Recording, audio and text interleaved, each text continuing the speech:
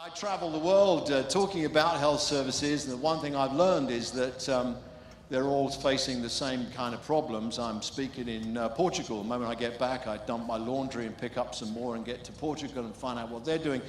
But it is interesting looking at what you're doing. Interestingly enough, you're just going through a reorganization and where you are going to be providing healthcare as well as commissioning healthcare. We used to do that. We can't do it anymore because the European Union say it's illegal and you will cheat. And you will. But you're not in the European Union, so you can cheat. Now you know why we're coming out of the European Union, because we want to cheat. Well, look, we've had flatline funding since 2010. I'm going to say a little bit more about that in a moment. We're 30,000 nurses short. Any nurses here? Put your hand up in here. Yeah, why don't you come to London? Why would you want to live here with sun and no traffic? When you can have rain and congestion. And we are really in problems with nurses. We are very short of nurses. We're trying to get the older nurses to come back but we can't get all the Zimmer frames in the lift, so it's quite difficult. We've just gone through a chaotic reorganization. You'll learn. And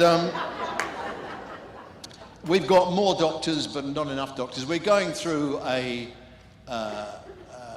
election right now in England. It doesn't change anything. Whatever happens, the politicians will get in and the government will carry on. So they keep saying, we have more doctors, but of course more doesn't mean enough. So you have to understand the political language. We have a growing demand, just like you do. I don't know where all these people come from. But we just racked out the demand, and we have 300,000 people on the elective waiting list. Now, 300,000, I think, is roughly the equivalent of the entire population of Stratford. Your Stratford, not the proper Stratford, but your Stratford. So if you can imagine, the entire population of Stratford is on a waiting list for either a knee or a hip or a cataract or a hernia or something like that. Our waiting times are absolutely going through the roof. And I'm just going to show you now something which is really not what I want to talk about, but I think it kind of puts in perspective really international healthcare. This is a graphic of where we are financially. I've got a thing. Can you see that? No, you can't. They never work, do they? They say they can bring down aeroplanes, but when you come to a conference, you can never point. It's a graphic. Okay. The blue line is demand. Demand, they say, is going up in the UK at about 4%. It isn't in some of our inner cities. Demand is going up by 7%. The red line, the red horizontal line, diagonal line, is funding. I know it should be a sawtooth, but it's a graphic, not a graph. Funding kind of goes up. And we have funding cycles in the UK. So the last funding cycle was between 2010 and 2015. 2010 coincided, of course, with the banking crisis. And so the government had a number of options. It printed money. We have now more money than the Weimar Republic, and none of it's worth anything. And they stopped spending money. They cut the public services. Our social care budget has been cut by 40%. I'm just going to say that again. Our social care budget has been cut by 40%. We now have over 1 million frail elderly people in our system who used to get care who no longer get it because they've changed the eligibility criteria.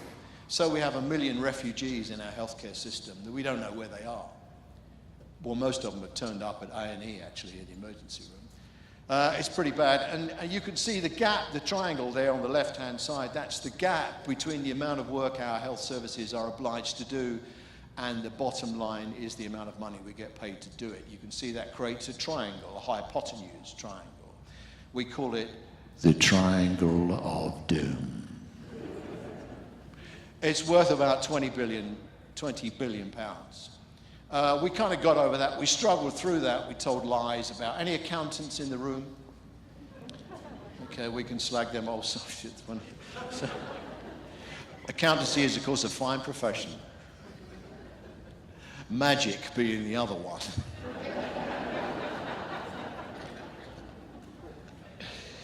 And we kind of fiddled that and got around it. And then we're now in the next spending cycle between 2015 and 2020. And the funding hasn't resumed. We thought it might. We've still got just over flatline funding. So as well as the triangle of doom, we now have the tetrahedron of death. That's worth about 50 billion pounds. 50 billion pounds. I don't know how we're going to make it up. I don't know what we're going to do. Effectively, the National Health Service in England is broke. We're going through an election where all of the political parties are promising to put more money in. They're talking in terms of 8 billion, 6 billion, 7 billion, that kind of money to put it in. Just to put it in perspective, it takes £2 billion a week to run the English National Health Service. £2 billion a week to run it. So I don't know where we're going to go with the money. So what's the answer? Well, there is a magic answer. We know what it is. Whenever we get a problem, what do? We reorganize. Do you feel better? We're going to reorganize. It'll be okay. Now, listen, I got to tell you something. I'm going to confide in you. Our health service was born on the 5th of July, 1948. And I was born before the health service. Now, normally, audiences gasp at that point and say, surely not, Roy. And I thought you were such nice people. So we'll do that again. I was born before the health service. Yeah, a round of applause, that'll do, yeah, fine. You want to do it again? I was born before the health service. Hey! My dad was a window cleaner. My mum worked in a shop, and I was born in a small apartment above a row of shops in the East End of London. It's since demolished. It's now a supermarket. I was there just recently having a look. In fact, where I was actually born is the car park of the supermarket. So there's nowhere to put the blue plaque now. But my father had to save up the money to have a woman come in who wasn't really a midwife, but to help my mum give birth. My mum was 12 hours in labour with no gas and no air. We couldn't afford to go to hospital. My mum said it was worth every minute.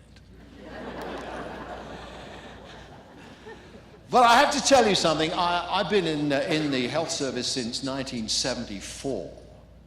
I used to come to work on the bus with Florence Nightingale. We discussed our sandwiches. And I can tell you that I've been through all kinds of major reorganizations, 12 major reorganizations and umpteen smaller ones. And I have a confession to make. I'm going to tell you something that I know that you won't gossip about. And actually, we're filming this. We're broadcasting live now to England. Say hi, England. Hi. We're waving hi, everybody. Yeah, okay. You want to show them the audience, Terry? This is Dr. Terry. There we are. Give everybody a wave. Okay. You're being viewed by about 2,000 people in England. And thank you. Yeah, I'm going to make a confession now. So if anybody in England is, just put your fingers in the air. Almost everything I have ever done in my career in reorganizing the health service is wrong. I've had to arrive at 70 years old with nearly 50 years in the health service to realize I've been wrong. I thought that you can reorganize your way to a better health service. I thought you can change things in that way from the top down and it will all change and get better. And I was wrong. I was wrong because I didn't look at the health service from the right way round. I looked at it from behind a desk. And you can't see it from behind a desk. You see, quality, we're here to talk about quality. Quality is very simple. A lot of people have written books about quality. A lot of people have made a lot of money talking about quality. A lot of people travel the world talking about quality. Quality is very simple. 6 things. I'm going to tell you the secret of quality now. You can write them down. It's a take-home message. You will never have to go to another conference on quality. Quality is very simple. Are you ready for this? Quality is figuring out what it is you're doing. Deciding if it's what you want. And if it is, putting things in place to get it all the time, every time, until you don't want it anymore. That's all quality is. Quality is not Rolls-Royce. Quality is not Rolex watches. Who's got a Rolex watch here? Put your hand up if you've got a Rolex watch. Yeah? I know there's somebody, there's an overwhelming smell of fermenting money the moment I read. Who's got a Rolls-Royce here? Okay. We're downtown, yeah. Listen, a Swatch watch will tell you if it's 3:15, as will a Rolex. Quality is figuring out what it is you're doing. Deciding if it's what you want. Putting things in place to make sure you get them all the time, every time, until you don't want it anymore. It's very simple. And how do you do that? How do you do that? You have to work scrawcap.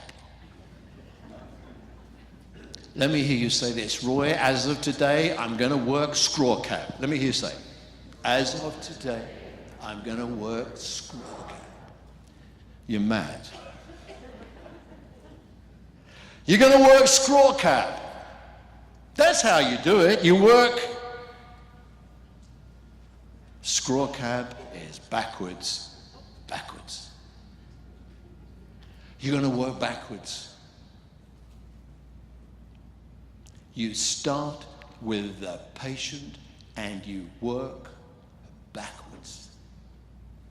You do not come to a conference like this and put a slide up with a picture of a patient in the middle and a big circle around the outside where all your multidisciplinary teams have got together and held hands and tried to contact the living at a conference. And said, we've all got together and we're going to give them our best. Because it may not be what's wanted. Doing what you're doing will give you what you've got. And do you want what you've got? If you start with the patient and work backwards, it's very different. I see these slides everywhere, all around the world.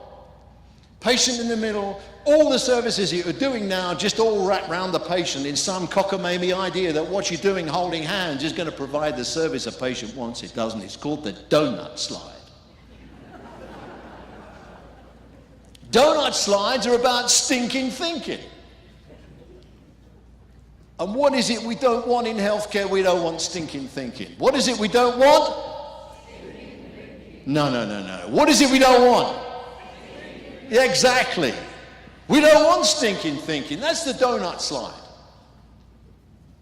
If you see a donut slide at a conference like this, get up out of your seat. Come to the stage. Come up on the stage and stab them.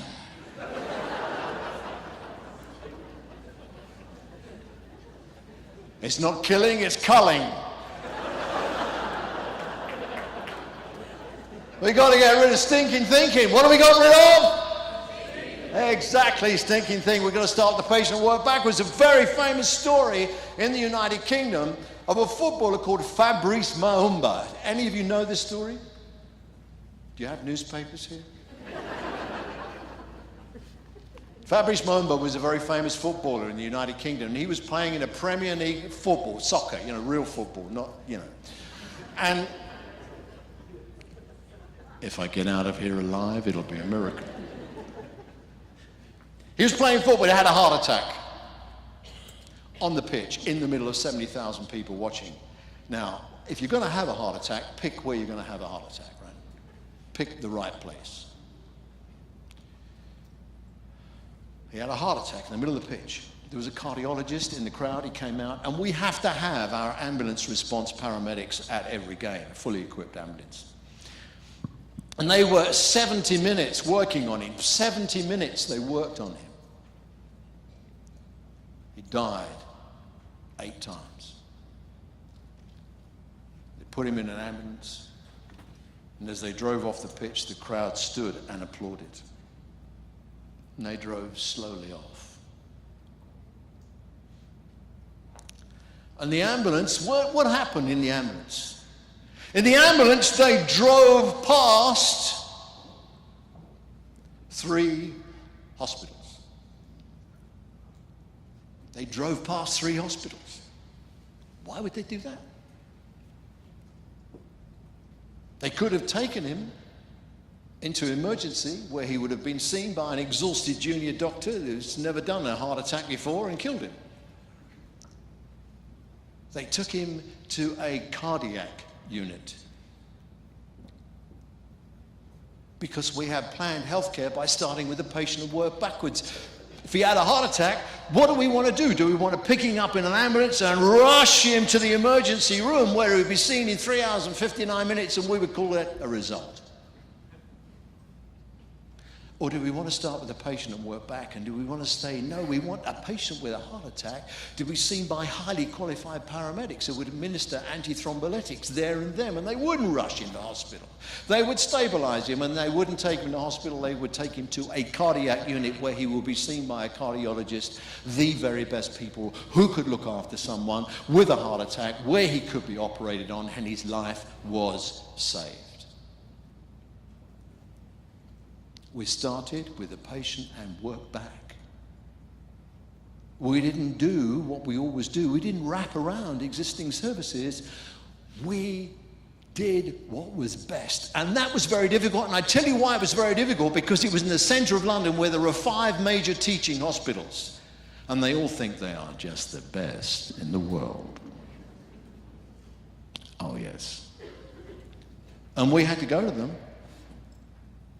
Very famous leader in the health service, Dame Ruth Carnell, had to go to these hospitals and say, you know what? You know about your world famous cardiac unit? And they say, yes, we do. And she said, we're going to close it down. And do you know what they said? No, you're not. We're going to close it down. And yours, and yours, and yours, and we're going to build cardiac units. That is very disruptive. That is very difficult to do. That takes courage. But Dame Ruth Carnell did it. And she saved lives. So if you've got an old person with a UTI and they collapse, get giddy, fall over, and the neighbor finds them in a heap, and she rings the ambulance, 111, the ambulance come, and they take her to A&E, which is the most confusing place in the world, and the last place anybody ever, elderly, dementia, frail, wants to be. We take her in A&E and we look after her in our target time of 3 hours and 59 minutes. We say that's a result. It isn't. Wouldn't we start with a patient and work backwards? We would say, where would this frail person best be? Wouldn't we pick her up and take her silver service to an elder care unit, where she'd be seen by a geriatrician in 20 minutes and social care in 4 hours, and the day she leaves is planned on the day she arrives? We start with the patient and work back. You see, if you really do it, if you're really challenged, if you really want to do that, you've got to have courage. It's difficult, it's disruptive. It turns things upside down. It starts by saying, figuring out what it is that we're doing. Asking ourselves, is it what we want to do? Putting things in place to do it all the time, every time, until we don't want to do it anymore. It's much more difficult than you think. If you're really going to improve quality in healthcare. The donut doesn't do it. So, the most dangerous thing you can do when you're looking for quality is to inspect.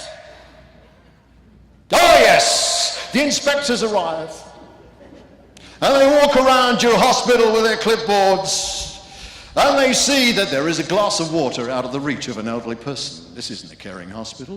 And they find a piece of litter and they inspect and they walk around your entire hospital, and they do it in the UK. We do it, yes, we do it in the UK, and we do it with 250 people. When they inspect a hospital, it takes 6 days and it costs £250 million a year to do.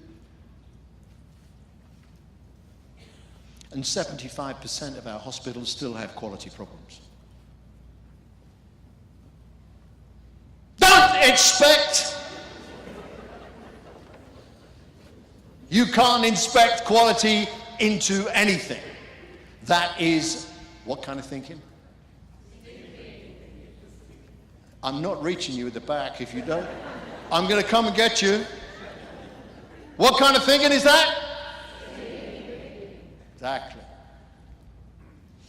You can't inspect quality into anything. I was standing on a stage one day in the UK talking to an audience just like you, in English. And in the news that day, a hospital had got itself into real trouble. It was a very good local hospital. We might call it a district general hospital. Excuse me, a district general hospital. And they had got themselves into trouble with chemotherapy. Now we have targets of chemotherapy. It has to be delivered between a certain window, 35 weeks, 65 weeks, the targets. This hospital had missed their targets. For some reason or other, they hadn't done it. Now 3 people died. We don't know whether they died because they were very ill and would have died anyway, or whether they died because they didn't get their chemotherapy. We don't know. But 3 people died. There was a police inquiry, the chairman of the hospital stood down, the chief executive left. Now here's the real important bit. They got into trouble and they lied. They lied about the chemotherapy timings. They falsified the documents. Now, why would they do that? What would turn fabulously well-educated people with professional qualifications and a strong sense of vocation, just like you, who come to work every day and you want to do the best you can do with what you've got, what turned them into liars? Why did they lie? It's because they were more frightened of the regulator than they were the relatives and the patients and the carers and the friends. They had careers on the line. And I remember standing on the stage just like this, talking about this that morning. I said, wouldn't it be fabulous if, we could get around that? Wouldn't it be fabulous if a hospital could kind of ring up somewhere and say, oh, is this the Academy of Fabulous Stuff? We got behind with our chemotherapy targets. Has anyone got the same problems? And someone would spin the Rolodex and say, yeah, there are 3 hospitals have had that trouble, and this is how they got over it. Ring them up, call them, they'll tell you what to do.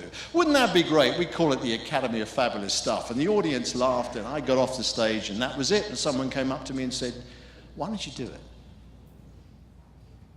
I said, what? Why don't you do the Academy of Fabulous Stuff? It's a fabulous name. It's wacky. Do the Academy of Fabulous Stuff. So I did. And I met the fabulous Dr. Terry Porritt. Stand up, Terry. Give her a huge Canadian welcome.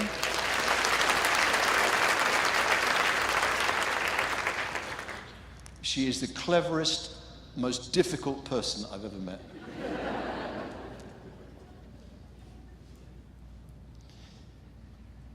And we started the Academy of Fabulous Stuff. It's a web-based repository of best practice. You see, what we believe in is if you show people what good looks like, they'll get on and they'll do it better. You see, you go to work every day and you come home in the evening and you flop on the sofa and you use the best invention known to man, the screw-top bottle of wine. How cool is that? You don't have to go anymore. Do you know there were more back injuries going than almost anything else? We don't do anymore. And you pour yourself a large one and you say, oh, I've had a great day today. I worked hard, I'm exhausted. I've had a great day today. How do you know you've had a great day? How do you know that someone somewhere else in the world, in this country, in Toronto, in the next hospital isn't doing the same job that you're doing better? How do you know? You don't know. How do you know that when you flop on the sofa and you collapse and you say, I've had a great day, the job you've done is spectacularly good and is 10 times better than anyone else? How do you know? You don't know. We talk about organizations working in silos. We work in individual silos. We don't know how good we are. We are probably spectacularly good. We just don't know. And if you are, we need to be able to share it. And you see, this is something called the power of positive deviance. There is a whole management structure and a management theory that underpins the idea of positive deviance. Here is my only serious slide. And I want to see you writing this down, because I don't give my slides out. I make you work for the knowledge I'm imparting here. It's called positive deviance. Positive deviance is based on, shall I do this in English? Shall I do it like this? Positive deviance is based on the observation that in every community there are certain individuals or groups whose uncommon behaviors and strategies enable them to find better solutions to problems than their peers, while having access to the same resources and facing similar or worse challenges.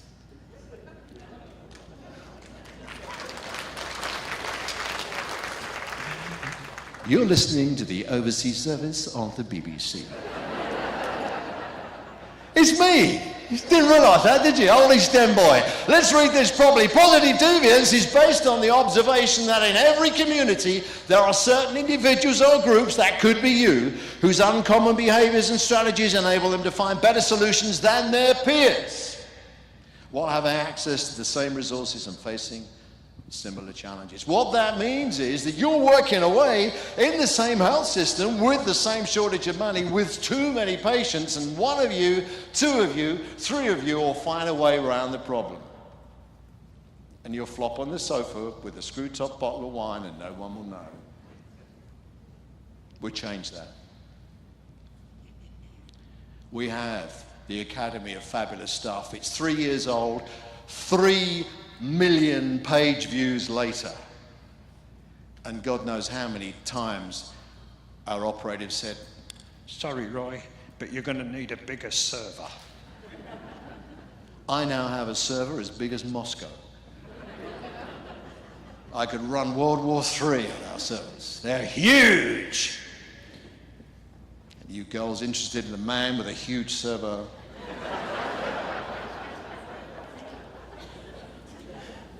I'm your man. Actually, Terry does it, but anyway, there you are. It's the Academy of Fabulous Stuff. Here it is. You can find us at www.fabnhsstuff.net. www.fabnhsstuff.net. What do? It's easy. You submit your great ideas, the things that you're doing, the practices you're carrying out, your innovations, and I tell you what, it's very easy. 500 words, 3 photographs, and as many links as you like. Terry screens them all, and we post them. We get 40 new ideas from around the world every day. And 2,000 people look at what we're doing every day. And do you know what I'm going to tell you? You know what you want to do for Bryn when you put up all these likes and dislikes and you're saying, do you know what, I keep meaning to do this on a WhatsApp or whatever. It's on the Academy. It's being done now. And it's part of our hello, my name is R-O-Y, Roy. Any signers here? Anybody do signing? We just had a big campaign back in the UK on signing. We're doing it. You don't have to reinvent it.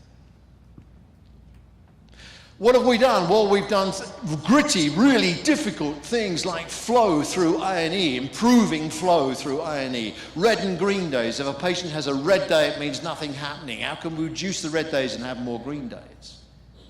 We've done twiddle muffs for people with dementia. It distracts them and they need less opioids to be prescribed. We have a cornucopia of fabulous ideas, and it's very easy to search, and here it is. All the categories are there. You just go on the website, search what you're looking for, or you share your best stuff. You see, we can do the good stuff, but it isn't any good if it's only you doing it. Show people what good looks like. Top-down reorganizations do not work. You sit behind a desk, and nurses will still be nursing, and they'll still be wiping bums, and patients will still be worried, and the work at the hospital will go on. Real change that matters comes from the people doing the job. We must listen to the people doing the job. The most important people in our organizations, people will say, oh, it's the patients. It isn't. The most important people in our organizations are the staff. Good staff, happy staff, highly motivated staff. Staff with a sense of innovation, adventure, and challenge will produce fabulous services for patients, and that's what counts.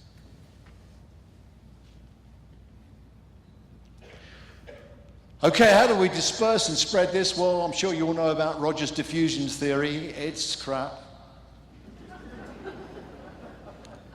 Doesn't work. So we have things called do-a-thons. We got everybody together and we said, okay, let's take the top things that we've been looking at. The top things the Academy's been looking at. We have a thing called Change Day in the UK where everybody makes a pledge to change something. Let's have a look at the top things that we've been changing. So we had a look at outcomes on dementia. Home first, that means getting people home safely. We have terrible trouble getting people home. Leadership. Leaders are visible, have a vision and share it often. How difficult is leadership? Yeah? There's a take-home message there, you just missed it. Leaders are visible, have a vision and share it often. Do you know what leaders always do? Leaders always hire people better than them, stand back and take the credit. Leadership. Leaders are visible, have a vision, and share it often. The patient experience. Sepsis. Do you have problems with sepsis here? We're having some big problems with sepsis. So we took the top things and we turned them, we had a dementia do day, we got everyone together, and then produced a document, and we do quick wins with the do's. What are the things fast that you could do around dementia? What are the fast things you could do?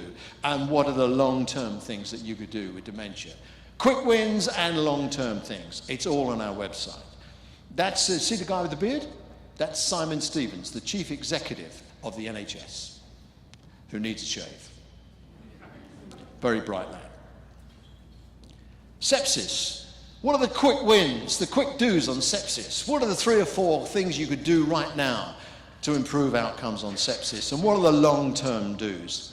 And in every hospital up and down the country, we have an ambassador. There are 152 hospitals. I think we have 90 ambassadors now ambassadors for the Academy of Fabulous Stuff. They work with us, helping hospitals to share best practice and organizing our visits, because we go to all the hospitals and we have an academy visit.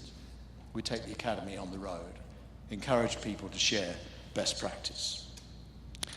And the one thing that we've learned when we travel around the country and we look at a hospital is morale. Morale is the single biggest indicator of hospital performance that we find. Morale is so very important. So, in the tradition of doing things with serious academia, we've invented something called the Flabometer.